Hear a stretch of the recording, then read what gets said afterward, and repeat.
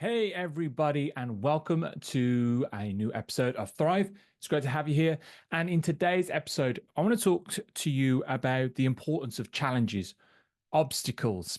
Now, we all face obstacles throughout our life, and they are a part of life. We are unable, or should we not, want to be able to move around obstacles.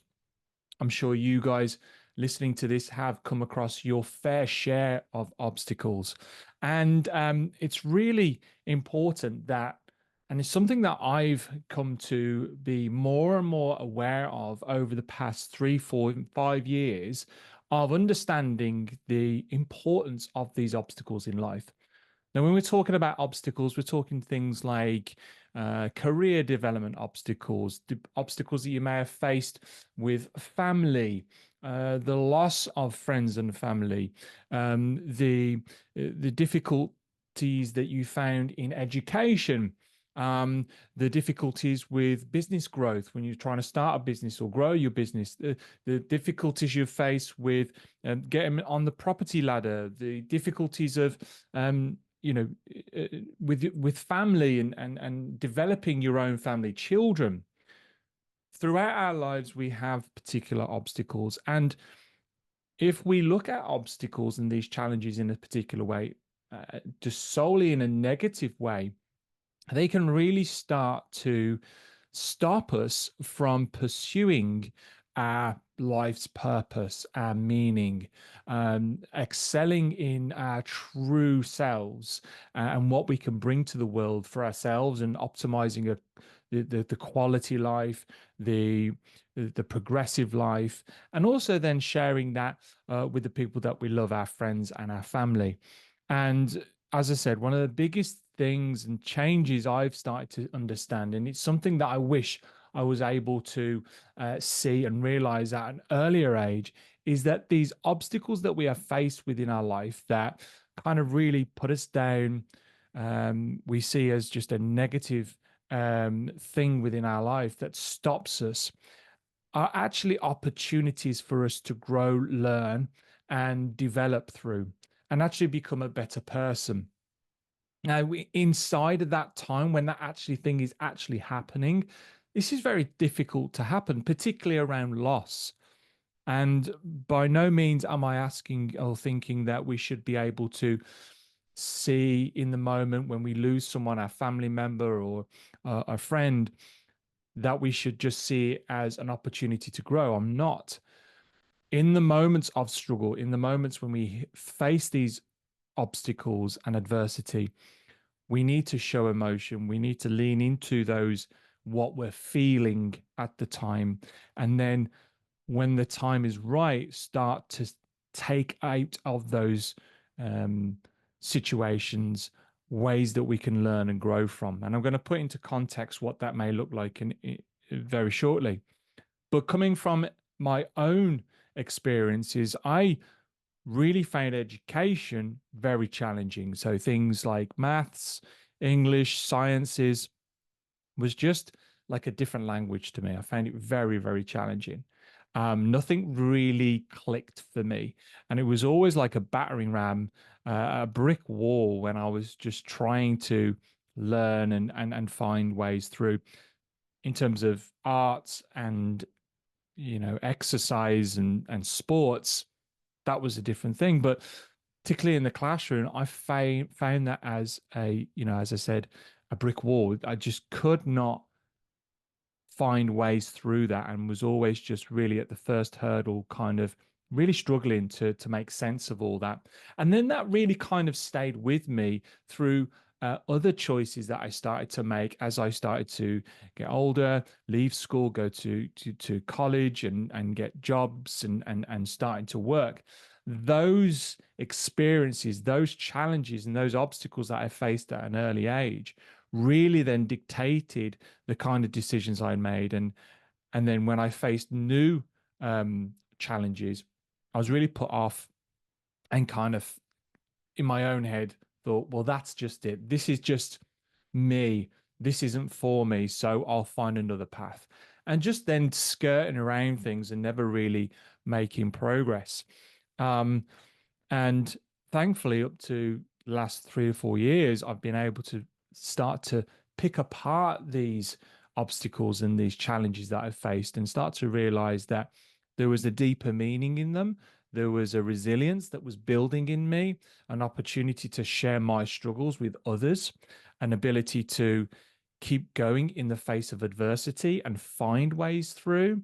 Um, and look, that's within my late 30s, early 40s. And I just wish I would had the opportunity to see them in a different light earlier on. Now, there's two stories I wanted to share with you that kind of put this into context as well. Now, I'm a big reader. One of the things I love to read about is Stoic philosophy, particularly one guy in particular, Marcus Aurelius, emperor of Rome, and was regarded as just one of the five great emperors. And he gained the tag of the philosopher king. And his meditations, if you haven't read it already, kind of goes into, you get the feeling that there was multiple obstacles within his reign, in his life as emperor. Um, and I think it gives context of how we can break down these limiting beliefs and these obstacles in our life and move through and become a better person to grow physically and mentally. Just to put it in context, what did he go through? Well, he went through, as emperor, a just continual war. So the Germanic tribes, there was continual battles to try and fortify the empire, to keep it growing. There was always threat. Not only that, but he faced a 15-year plague, where the Roman Empire was challenged multiple times by this unknown disease that was killing people in the streets. Most likely, many of Marcus's children died from this as well. He was sick throughout his life and could have been from this pandemic, this 15-year pandemic, and most likely was the thing that killed him in the end. We don't know that for a fact. But through these trials, through the pandemic, he was known to be selling off the gold, expensive artifacts, even his wife's robes, expensive furniture that they had, to try and help fund the empire, because at this point, because of the onslaught of this pandemic, they just literally had to find ways, and he found ways to help and support the people of Rome through that. His best friend went against him, and try to dethrone him. So throughout his life, he faced adversity after adversity, challenge, obstacle after obstacle, loss. As I said, the loss of his children. He lost his wife. He lost his good friend. So it was one thing after another, battle after battle. And if you ever read Meditations, you will see that it is him trying to cope and come to terms with this and see it in a better light, how we could learn through this, how we could progress through these challenges to become a better emperor, to become a better person, better father, a better husband, a better friend.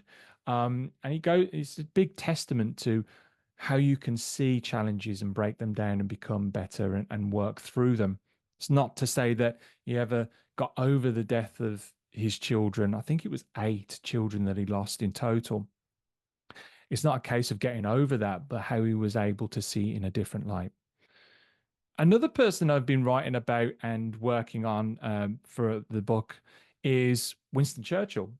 And for many people, Winston Churchill is seen for one thing, the prime minister that took Britain out of its darkest hour.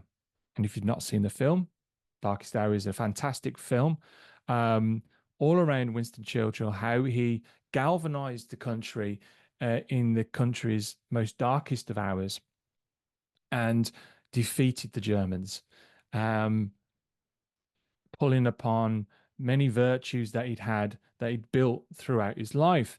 And we can see Winston Churchill as this huge figure, which he was to many people, particularly in wartime, as someone that fortified the minds of the British and came up with these strategies and alternatives to break down and to defeat the Germans in World War II. But prior to that, many people don't know and understand the struggles that Winston Churchill faced. He too, throughout his education, very esteemed for education, for some of the top schools, obviously, found it very challenging. He also mentions that he found the Victorian teaching very limited and stopped people from progressive thought, was very too structured in a way. And also, he found that his uh, father at the time really just did not, um, like the way that Winston Churchill was going about his education, wasn't doing very well in class, was falling short of what he expected. And uh, Randolph Churchill, his dad, actually wrote letters, and in those letters, really depicted very clearly what he thought. You are not clever, you'll have to take your place in the second rank, and your abilities will be of the ordinary rank and file order. So, did not kind of take lightly to how Winston was going about his education. And as I said, he found it very challenging. Things just did not he didn't find things kind of interesting, certain things he did, and just found it very challenging. And in the end, his dad enlisted him in the military, and where he kind of excelled. And in World War One, Winston Churchill was actually had a lot of men under his ranks. And even at this point, he made some big decisions and decisions that cost a lot of people their lives in World War One. Even though he was obviously doing his best and trying his best, still at this point, through not doing well in education in World War One, having one or two big calamities where a lot of people had lost their lives and kind of had a really tough time. But all of these experiences allowed and galvanized Winston to become what he did in World War II. And that's what we see. That's what we read about. That's we are taught in schools.